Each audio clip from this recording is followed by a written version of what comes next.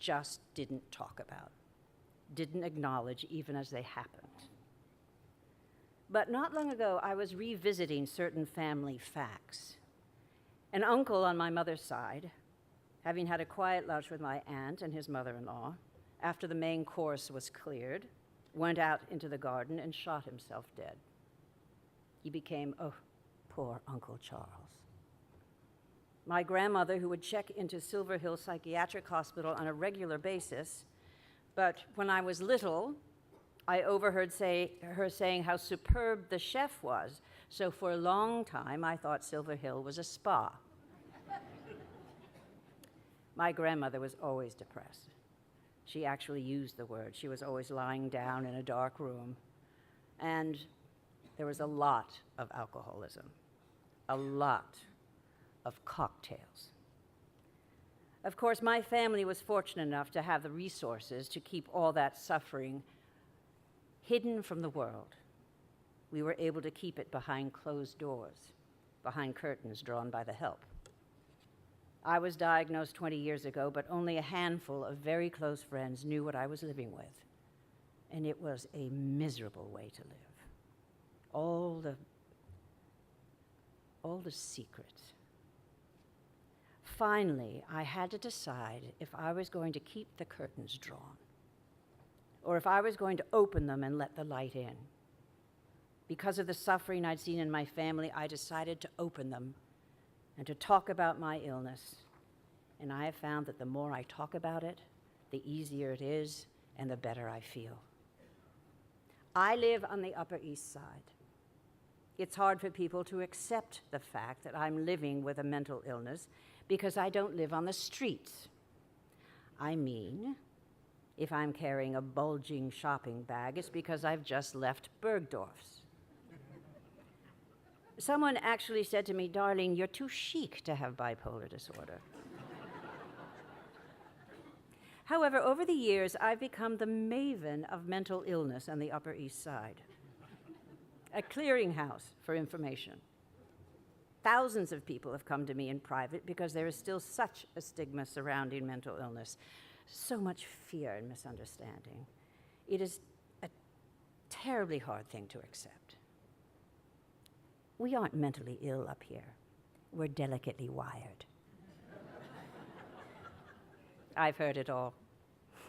Can't I treat whatever this is by taking a lot of fish oil tablets? Isn't mental illness just a damn crutch? Don't tell them the artist is mentally ill. No one will buy his work. Whatever my kid has, I'm sure there's a pill that can fix it. We just have to find the right guy. We are very private people. Can't the doctor cure me without my having to tell him anything? I've heard it all. Talking openly has changed me. I lead a full and fascinating life. I am deeply engaged in the world around me. I am managing my illness. And yes, as strange and inexplicable as it may seem, I feel myself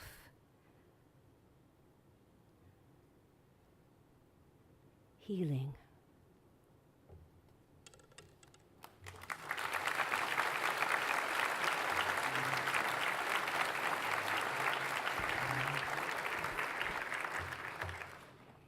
Yes, ma'am? Well, I'm not used to talking into one of these things. I'm not used to talking. I guess there's not much to say when you spend most of your time looking up the backside of a cow. Well, I grew up on the ranch, same as my parents and grandparents, going way back to before the Great Blizzard of 1888. The old-timers said you could walk on carcasses all the way from here to Farson. I've been working since I could walk.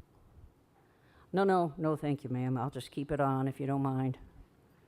Out here, we don't take them off much. That's why we got two-tone foreheads. You got to wear a hat, or else your brains would fry in the summer and freeze in the winter.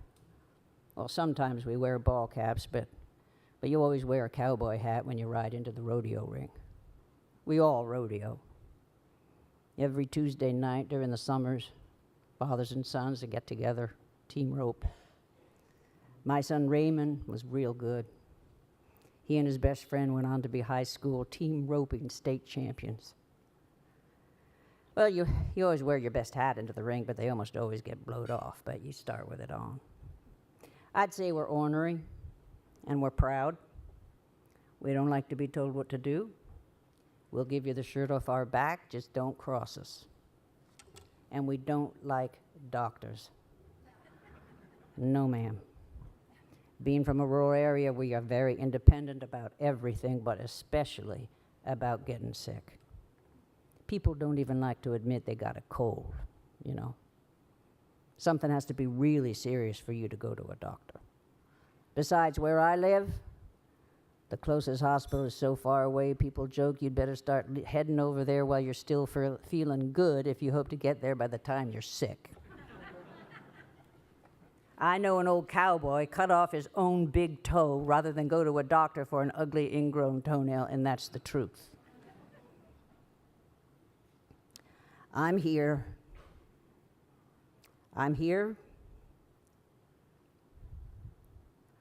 because of Raymond, my son. He hung himself just about a year ago. I was the one who found him in the barn. His hat on the ground. I cut him down and I held him. They come and they took him to our clinic, wrote up the papers, took him 30 miles over to the funeral home. We cremated him.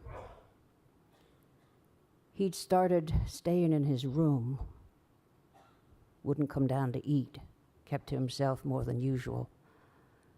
His mother and me, we thought it was him just being a teenager and all, but he was always quiet, but you see, we don't talk, so we had a memorial at the high school. He was an athlete. The whole town came. When it was over, we went back to the house and the women brought food like they do. I was out back. My son's best friend, he come up to me. I could feel he was wanting to say something, but, well, I wasn't in great shape myself. So we just stood there together, looking out. Then he took something out of his pocket and he gave it to me. It was the belt buckle my son won at the state finals in Douglas, the championship buckle. And he said he'd wished he'd known what Raymond was planning when he gave it away. He would have tried to talk him out of it. But you see, we don't talk. Well, I'm talking now.